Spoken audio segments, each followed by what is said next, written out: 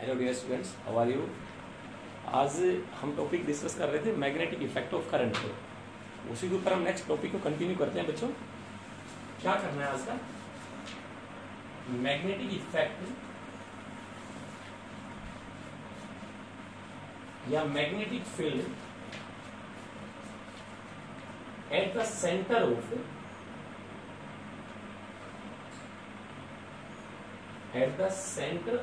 current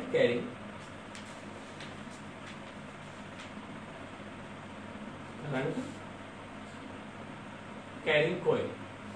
बच्चों आज हम टॉपिक करेंगे, ये टॉपिक को डिस्कस करेंगे और इसके ऊपर कुछ न्यूमेरिकल्स करेंगे। ठीक है, हमारे पास एक कोई भी करंट कैरिंग सर्कुलर कॉइल है जिसका प्लेन इस बोर्ड का प्लेन में ही है। जैसे मैं आपको बोल दूं मेरे बच्चों, ये हमारे पास कोई भी करंट कैरिंग कॉइल है। देखो मैं ऐसे बना देता हूं, ये करंट कैरिंग कॉइल आपके पास। बच्चों कॉइल ऐसे भी दिखा सकता था, सिर्फ करंट की डायरेक्शन को शो करने के लिए मैंने इस शेप में बनाया। ये गैप जो है वो बहुत ही कम है, ध्यान रखेंगे। मैंने यहाँ पे एक बैटरी को कनेक्ट किया। जैसे मैंने यहाँ पे बैटरी को कनेक्ट किया बच्चों, जो कंटिन्यूअस सोर्स ऑफ करंट है, जो डीसी बैटरी है, इसके अंदर ये करंट फ्लो कर रहा है। और जो कॉइल है इसका रेडियस बच्चों ने आर मान लिया और सेंटर ओ। मतलब हमें मैग्नेटिक फील्ड निकालना है बच्चों due to this current carrying circular coil at its centre. पहले हम इसके सेंटर पे निकालेंगे, फिर इसके एक्सिस पे निकालेंगे। राइट, जब भी बच्चों कॉइल को आप इस तरीके से दिखाते हो सर्कुलर कॉइल का, इसका तो प्लेन ऑफ पेपर में है। और अगर आप कॉइल को इस तरीके से दिखाते हो तो इसका मतलब वो कॉइल इस तरह से नहीं रखी, वो कॉइल ऐसे रखी है, मतलब प्लेन ऑफ पेपर से परपेंडिकुलर रखी है। अगर कॉइल इस तरह हॉरिजॉन्टल दिखा तो प्लेन ऑफ पेपर में है। और अगर आप कॉइल को इस तरीके से दिखाते हैं, इट मींस जो प्लेन का डायरेक्शन है वो परपेंडिकुलर टू है प्लेन ऑफ पेपर। मतलब इसका मतलब ये कॉइल ऐसे रखी है और इसका मतलब ये कॉइल ऐसे रखी है। तो हमें क्या करना है, मैग्नेटिक फील्ड निकालना है due to this current carrying coil at its centre. सबसे पहले तो बच्चों मैंने आपको डायरेक्शन बताया था, जब भी सर्कुलर कॉइल है तो curling of fingers give the direction of current और thumb gives the direction of magnetic field. आप कर्ल को उस डायरेक्शन में रखो जिस डायरेक्शन में करंट है। अब देखो क्या ये करंट ऐसे है, अगर ये करंट एंटी क्लॉकवाइज होता तो थंब मेरा बाहर की तरफ आता, इस प्लेन से परपेंडिकुलर होगा और आउटवर्ड होगा। बट कर्ल तो कर्लिंग ऑफ फिंगर तो डायरेक्शन ऑफ करंट देता है, बट ऐसे तो करंट नहीं है बच्चों। तो मैं क्या करूं, अब ऐसे कर्ल को करके देखो यूं, अगर यूं कर्ल करता हूं तो करंट ऐसे ही है। और थंब देखो मेरा normal to plane and inward like this one. Right, तो इसका मतलब हमें पहले तो फील्ड की डायरेक्शन बता दी मैंने आपको। क्रॉस लगा दूं, जहां भी क्रॉस लगाया हुआ है इसका मतलब है direction of magnetic field perpendicular to plane of coil and inward.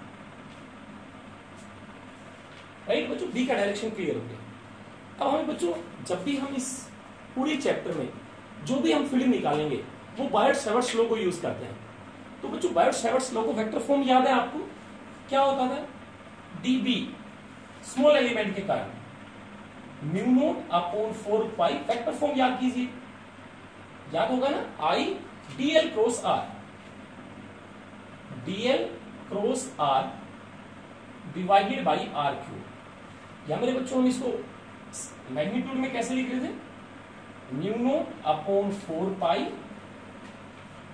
ए का मैग्नीट्यूड, बी का magnitude sine theta, I DL sine theta divided by are square. ये होता है। अब बच्चों जब भी बायट-सैवर्ट्स लॉ लगाएंगे आपको एक स्मॉल एलिमेंट कंसीडर करना पड़ेगा। और जो करंट एलिमेंट है वो एक वेक्टर क्वांटिटी है, जो डायरेक्शन करंट की होगी वो डायरेक्शन करंट एलिमेंट की होगी। और बच्चों ये सर्कुलर कॉइल जो है it is made up of large number of small DL elements. तो मैंने कहीं पे भी एक डीएल एलिमेंट कंसीडर किया, व्हाई, फॉर अप्लाइंग बायट-सैवर्ट्स लॉ। तो बच्चों कहीं भी एक एलिमेंट मान लिया, सपोज करो ये एक एलिमेंट मान लिया PQ, इसका लेंथ है वो DL है, इसका लेंथ कितना है बच्चों, DL। तो मैंने बोला जो डायरेक्शन करंट की है वही डायरेक्शन करंट एलिमेंट की है। तो बच्चों करंट एलिमेंट, करंट ऐसे है तो इस पॉइंट पे डायरेक्शन बताना है, तो बेटा ये टेंजेंशियल हो गया। ये किसकी डायरेक्शन है, करंट एलिमेंट। आर का डायरेक्शन ये है, करंट एलिमेंट और आर और डीएल में एंगल देखो, हमें डीएल और आर के बीच का एंगल चाहिए। अब ये डीएल करंट एलिमेंट का डायरेक्शन, ये आर, थीटा कितना है बच्चों यहाँ पे 90 डिग्री है। अब यानी यहां कंसीडर करें बच्चों, सपोज कीजिए मैं यहां पे एक एलिमेंट कंसीडर करता है, ये डीएल, तो करंट एलिमेंट की डायरेक्शन करंट के साथ ही होगा, और ये आर हो गया। तो आप बताएं थीटा कितना है, टेंजेंट और रेडियस में एंगल कितना होता है 90 डिग्री। तो देखो या तो यहाँ थीटा 90 पिक कर दो, या डीएल क्रॉस आर को खोलेंगे, बात तो वही आएगी, एक आर से एक आर कैंसिल होगा, ये बचेगा। तो हमने क्या किया, इसका एक स्मॉल एलिमेंट कंसीडर किया जिसका लेंथ डीएल है, और बच्चों जो डीएल है ना वो टेंस टू 0 है, बहुत स्मॉल है, इनफाइनाइट स्मॉल है बच्चों, 10⁻⁻², 10⁻⁻⁴ सेंटीमीटर, बहुत स्मॉल एलिमेंट है, ध्यान रखेंगे। तो आप बताएंगे अगर डीएल बहुत ही स्मॉल है तो जो नंबर ऑफ एलिमेंट्स होंगे स्मॉल एलिमेंट्स वो बेटा इनफाइनाइट होंगे, मतलब बहुत लार्ज होंगे। तो हम यहाँ पे समेशन को यूज नहीं करेंगे, हम समेशन को रिप्लेस करेंगे इंटीग्रेशन से। मतलब इस एलिमेंट के कारण मैग्नेटिक फील्ड कितना आ गया आप बताएंगे, μ0/4π बायट्स लागू याद कीजिए, आई क्या करंट फ्लो कर रहा है, डीएल लेंथ है एलिमेंट की है, थीटा देखिए आप, थीटा इज 90 डिग्री, तो बेटा sin 90 कितना हो गया 1, और आर हमारे पास रेडियस है बच्चों, तो डीबी कितना आ गया μ0/4π I dl divided by are square. बच्चों हमें तो इस सेंटर पे due to whole circular coil निकालना है। हमें क्या करना है, we have to find the value of magnetic field due to this current carrying circular coil at its centre. तो मैंने ये बोला आपको कि this coil made up of large number of small dl elements, so we can say dl tends to 0 and n tends to infinity, so the summation is replaced by integration sin। अब बच्चों क्या करना है, db आ गया, integrating both side, कर integrating both side. बच्चों जो constant है उसको बाहर ले लेंगे बाद में। अब आप देखेंगे क्या आ गया मेरे पास, ये देखिए dB इज इक्वल टू बच्चों, देखो बच्चों dB का इंटीग्रेशन b हो गया, कांस्टेंट को बाहर लीजिए, μ0 भी कांस्टेंट है, 4π भी, ये k का वैल्यू होता है पता है आप लोगों को, बेटा करंट भी कांस्टेंट है कॉइल में, तो हम क्या करें करंट को भी कांस्टेंट बाहर ले लेते इंटीग्रेशन से, r भी फिक्स है रेडियस भी कॉइल का r², किसका इंटीग्रेशन बच्चों dl। बेटा डीएल का इंटीग्रेशन क्या होता है L, और लेंथ कितना हो गया, मैंने बोला ये बहुत स्मॉल है, गैप नहीं है, अदरवाइज 2π नहीं लिख सकते हम इसको। तो मैंने ये सिर्फ आपको समझाने के लिए बताया भाई करंट का एक सोर्स है जो हमने इस कॉइल में करंट को फ्लो करने के लिए यहाँ पे कनेक्ट किया है, ठीक है।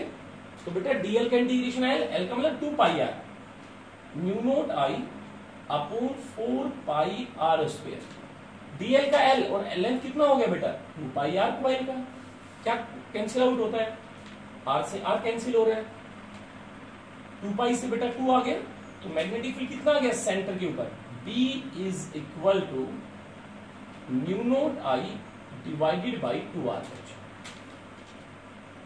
ये होता है बच्चों magnetic field at the centre of circular.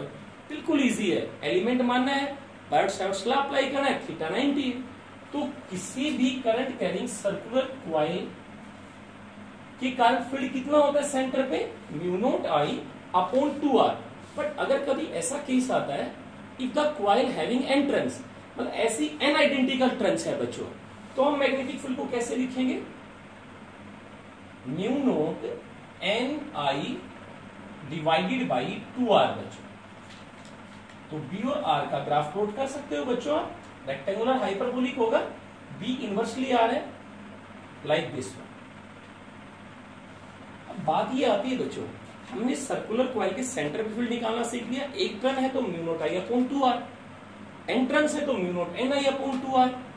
हम इसका ऐसा रिजल्ट बना लें ताकि हमें बार बार ना μ0 की वैल्यू को पुट नहीं करना पड़ेगा। लाइक मैंने आपको बोला था μ0/4π का वैल्यू आपको याद होगा सभी को, 10⁻⁻7 होता है। तो हम इस रिजल्ट को इसमें कन्वर्ट करना चाहते हैं इस फॉर्म में, तो क्या करूं बच्चों में, पक्का समझ आ रहा है इतना, B μ0 बेटा 2π से मल्टीप्लाई किया, 2π से डिवाइड कर देते हैं, तो क्या लिख सकता हूं मैं 4π 2 पाई से, और ऊपर 2 पाई आई अपॉन आर बच्चों। अब आप लोग देखो, इसकी वैल्यू पता है आपको, 4 पाई इंटू 10 की पावर -7। हम इस फॉर्म में इसको कन्वर्ट कर सकते हैं। और अगर आप ये कन्वर्ट नहीं करते हैं तो आप क्या करेंगे, म्यू नोट की वैल्यू पुट कर देंगे। म्यू नोट की वैल्यू कितनी आएगी, 4 pi into 10 raise to power -7। तो बच्चों मेरी ओपिनियन से आपको ये स्टेप क्लियर हो गया होगा कि किसी भी करंट कैरिंग सर्कुलर क्वाइल के कारण जो सेंटर पे फील्ड होता है वो कितना होता है, mu naught I by 2r। And if the coil having entrance then the magnetic field is mu naught N I by 2r। Clear. अब इसी के ऊपर बच्चों हम इसी को जो पढ़ा रहे थे इसी को कंटिन्यू करते हैं। एक ऐसा स्टैंडर्ड इक्वेशन बनाते हैं जिसमें आर्क भी आ गया, सेमी सर्कल आ गया, 3 क्वार्टर आ गया, क्वार्टर आ गया, कोई भी आर्क आ गया, उसके सेंटर पे फील्ड निकालना। एक ऐसा स्टैंडर्ड फॉर्म बनाते हैं जिससे ये भी रिजल्ट आएगा। देखो मैं क्या करता हूं, ये मेरा आ गया था बच्चों, आपको याद होगा, यहां तक क्लियर था आपको। देखो बच्चों अब मैं इसको थोड़ा चेंज करना चाह रहा हूं, आप लोग ध्यान से देखेंगे। Mu naught I upon 4 pi, क्या कर रहा हूं बच्चों, R integration DL by R. एक आर को अंदर रखा बेटा, ये डीएल है, ध्यान से देखेंगे, ये सेंटर है, तो ये एंगल डी थीटा हो गया। अलग से बनाऊं, जैसे ये डीएल एलिमेंट है, ये सेंटर है, ये एंगल, ये डीएल है, ये रेडियस है, ठीक है, ये डी थीटा है। तो आप बताएंगे एंगल क्या होता है, आर्क बाई रेडियस। तो डी थीटा कितना हो गया बच्चों, आर्क बाई रेडियस, राइट। तो बच्चों डीएल बाई आर को मैं डी थीटा लिख सकता हूं। हम एक ऐसा रिजल्ट बनाना चाहते हैं जो किसी भी न्यूमेरिकल को सोल्व करने के लिए डायरेक्ट पुट करेंगे आप। Mu naught I divided by 4 pi are into integration of D theta. बेटा डी थीटा का इंटीग्रेशन थीटा होता है, थीटा 2 पाई हो गया पूरा। तो हमने एक ऐसा रिजल्ट बना लिया, mu naught I divided by 4 pi r. I is the constant current flowing in the coil and r is the radius of circular coil and d theta integration theta। बच्चों इस रिजल्ट की help से आप किसी भी arc का, किसी भी सेमी सर्कल का मैग्नेटिक फील्ड निकाल सकते हैं। कहां, उसके सेंटर पे। अब हम पूरी कॉइल की बात करें तो पूरी कॉइल सेंटर पे कितना एंगल बनाएगी, 2 पाई रेडियन बनाएगी। तो देखो क्या वो रिजल्ट आता है, mu naught I by 2r। बच्चों बी कितना हो गया, म्यू नोट आई अपॉन बोलिए 4 पाई रेडियस, थीटा कितना हो गया पूरा सर्कुलर कॉइल का सेंटर पे 2 पाई रेडियन। तो आप आंसर बताएंगे बी कितना आया, mu naught I upon 2r। बच्चों मैंने एक ऐसा रिजल्ट लिखा है, अगर ये सेमी सर्कुलर कॉइल होता तो आप थीटा की वैल्यू कितना पुट करेंगे, आप बताएंगे पाई रेडियन। अगर ये कॉइल इतना होता तो कितना होता, पाई बाई 2 रेडियन। कभी भी केस में कोई भी करंट कैरिंग आर्क है, सेमी सर्कुलर कॉइल है, क्वार्टर है, 3 क्वार्टर है, तो आपको हर जगह ये रिजल्ट लगाएंगे B is equal to mu naught I. बेटा इसकी वैल्यू फिक्स होती है 10 की पावर -7। आई करंट है कॉइल में, आर कॉइल का रेडियस होगा या आर्क का रेडियस होगा, और थीटा एंगल होगा जो आर्क सेमी सर्कल या सर्कल सबटेंड करेगा सेंटर पे, जहां पर आप मैग्नेटिक फील्ड को कैलकुलेट करेंगे, राइट। अब इसके ऊपर मैं कुछ क्वेश्चंस करवाता हूं, मतलब 2 result clear. Magnetic field at the centre of circular coil कितना है, mu naught I by 2r। Entrance है तो mu naught N I by 2r।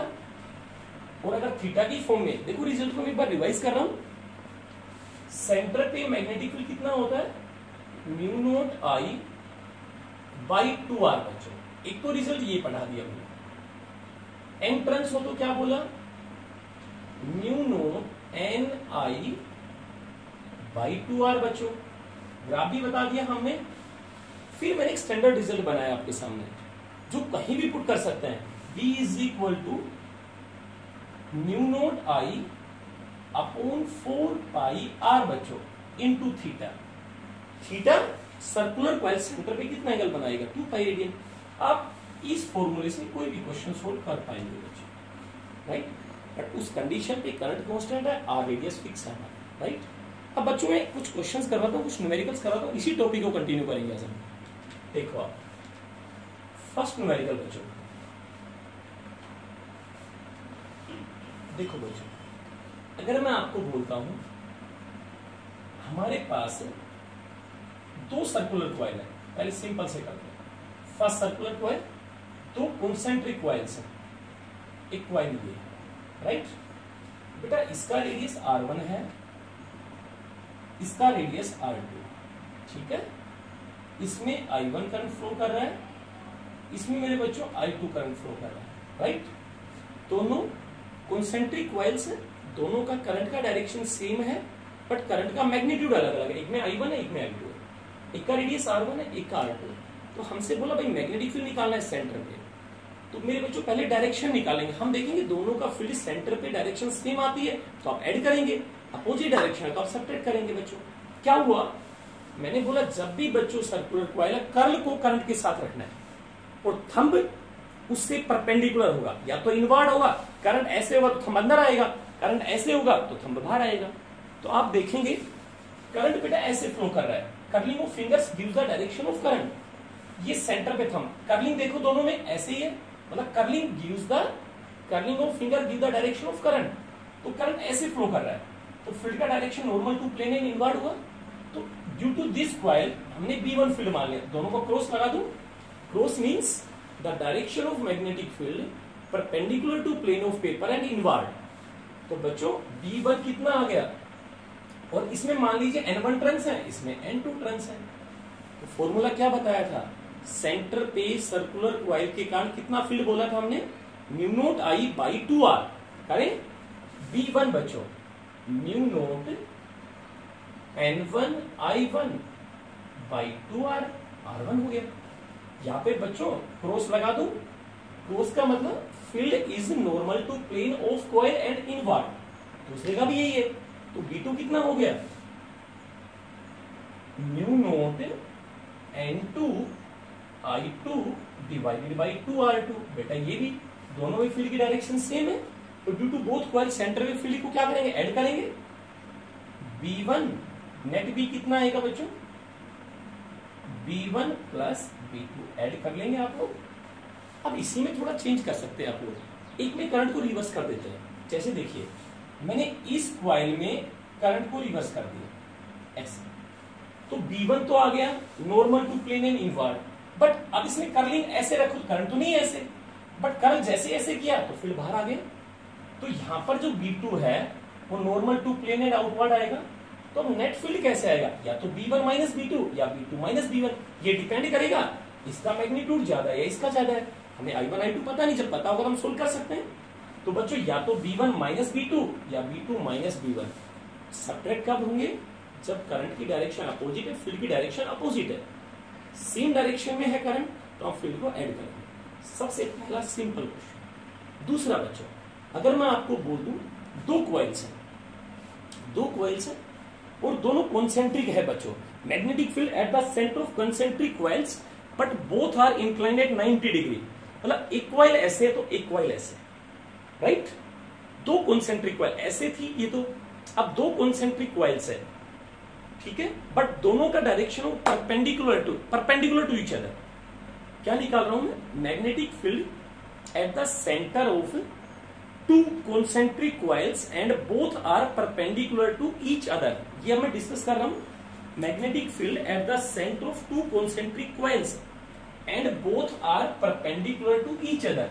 देखेंगे आप लोग बच्चों, फर्स्ट मैंने क्या किया, एक प्लेन में दिखा देते हैं, एक प्लेन से परपेंडिकुलर दिखा देंगे। प्लेन में उसको ऐसे बना देंगे, जो परपेंडिकुलर उसको ऐसे बना देंगे कॉइल से। फर्स्ट देखिए, एक कॉइल बच्चों मैंने ये बना दिया, ठीक है, और दूसरा कॉइल मैंने ऐसे बना दिया। अब आप समझ गए, मतलब एक कॉइल का प्लेन ये है और दूसरी कॉइल का प्लेन ये है बच्चों, बट दोनों का जो सेंटर है वो एक है बच्चों। दो कॉन्सेंट्रिक कॉइल्स हैं और दोनों का plane perpendicular to each other है, और दोनों में करंट की डायरेक्शन हमें मिलेगी या तो क्लॉकवाइज मिलेगी या एंटी क्लॉकवाइज, हम सेम डायरेक्शन में। मान लीजिए करंट का डायरेक्शन ये है और इसमें करंट का डायरेक्शन ये है ऐसे, ठीक है। अब आप देखो, हमें पहले फील्ड चाहिए बच्चों। जब ये वाला क्वाइल है, ऐसे देखें, इसकी बात कर रहा हूं, ये क्वाइल कैसे रखा है, ऐसे रखा है ये वाला, और दूसरा क्वाइल ऐसे रखा है।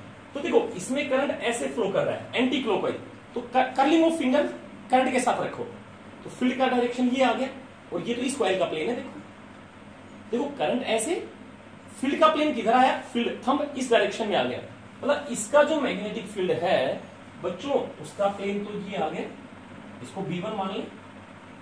अच्छा अब इसकी बात करते हैं, ये ऐसे रखा है, ऐसे करंट ऐसे फ्लो कर रहा है, देखो ये वाले में ऐसे, तो फील्ड का प्लेन इसमें आ गया, मतलब इस क्वाइल का फील्ड इस वाली की प्लेन में आता है, और इस वाले का फील्ड इस क्वाइल की प्लेन में आता है, तो दोनों का फील्ड भी परपेंडिकुलर आया। फिर देखिए इसका फील्ड पर इस डायरेक्शन में, और इसका फील्ड इस डायरेक्शन में, मतलब ये है इसका फील्ड इस क्वाइल की प्लेन में होगा, और इसका फील्ड इस क्वाइल की प्लेन में। और बच्चों एक का B1 एक का B2, तो नेट फील्ड क्या होगा, मैग्नेटिक फील्ड मैंने शुरू में बताया था वेक्टर क्वांटिटी है, दो वेक्टर्स के बीच का 90 डिग्री एंगल है, तो नेट फील्ड क्या आ गया, B इज इक्वल टू बच्चों B1 square B2 square under the root. अब बात ये आती है, रेडियस सेम है, करंट का मैग्नीट्यूड सेम है, तो सेंटर पे magnetic field you will know B is equal to क्या होता है, म्यू नोट Ni/2r। अगर टर्न्स है, टर्न्स नहीं है तो म्यू नोट I/2r। दोनों में सेम करंट है, सेम रेडियस है, तो B1 और B2 तो बराबर ही होंगे, तो नेट फील्ड कितना आएगा, या तो B1 को B2 रखो या B2 को B1 रखो, तो नेट फील्ड आ गया B1 square plus B2 square under the root. तो B2 को B1 पुट करें बच्चों, तो बेटा √2 इंटू B1 बाहर आ गया, और B1 आपके पास है बच्चों।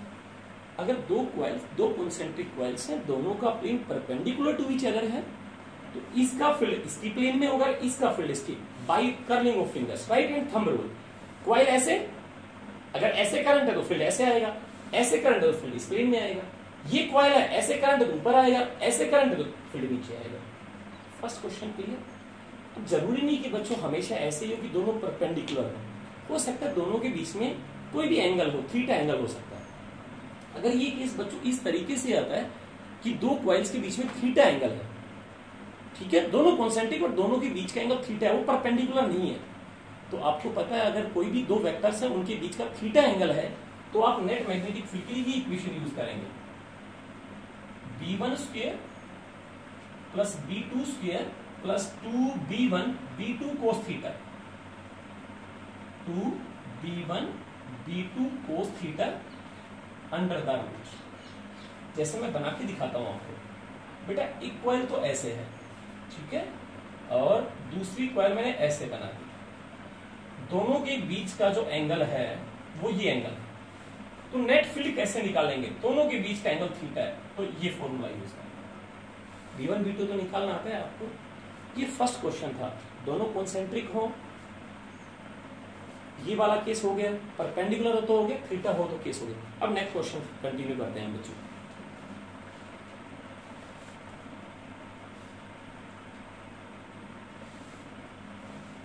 देखो बच्चों, अगर हमसे कोई ये पूछे कि इस तरीके का मैंने एक न्यूमेरिकल दिया आपको,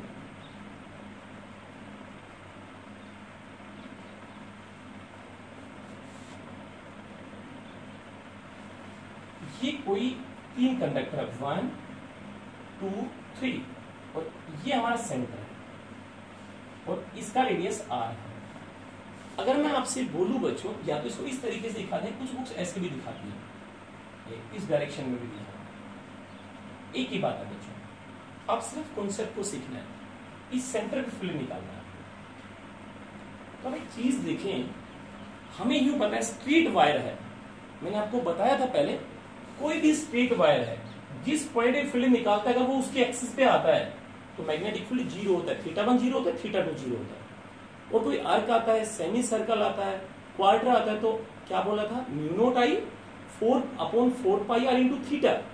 तो बच्चों क्या करें, यहां देखो तीन कंडक्टर है, first straight, second arc, third फिर स्ट्रेट आ गया, और इस पॉइंट पे फील्ड निकालना है, देखो इस पॉइंट पे, तो अब ध्यान से देखेंगे बोर्ड पे, बेटा ये जो वायर था, ये जो पॉइंट आप फील्ड का वो तो इसकी एक्सिस पे आ गया, तो इसका मैग्नेटिक फील्ड तो जीरो। बता रहा हूं क्यों जीरो बच्चों, क्योंकि स्ट्रेट वायर के कारण मैग्नेटिक फील्ड आप याद कीजिए mu naught I 4 pi are into theta, sorry sine five one straight wire का बेटा, प्लस साइन थीटा टू। बेटा थीटा तो बना ही नहीं, वायर का इस एंड के साथ भी थीटा जीरो, इसके साथ भी थीटा जीरो होगा, इसी के एक्सिस में, तो इसका फील्ड भी जीरो और इसका फील्ड भी जीरो, राइट ना। अब इसका देखते हैं, पहले डायरेक्शन देखना है। सबसे पहले सेंटर पे कर ली, वो फिंगर्स को करंट के साथ रखना है, ऐसे है, हम अंदर है तो magnetic normal to plane and inward आ गए। क्या रूल बोला था, आर्क हो, सेमी सर्कल हो, कंप्लीट सर्कुलर कॉइल हो, बी का फॉर्मूला क्या था याद कीजिए, mu naught I upon 4 pi are into theta, theta बेटा पाई हो गया, आ गया बच्चों, mu naught I by 4 and direction of B is normal to plane of coil and inward, ठीक है। इसमें बेटा आउटवर्ड आ जाएगा, इसका जीरो होगा, इसका आउटवर्ड होगा, म्यू नॉट आई बाई 4 है। कंटिन्यू, हम नेक्स्ट लेक्चर में कंटिन्यू न्यूमेरिकल्स करेंगे, magnetic field at the centre of circular coil. Thank you all of you बच्चों।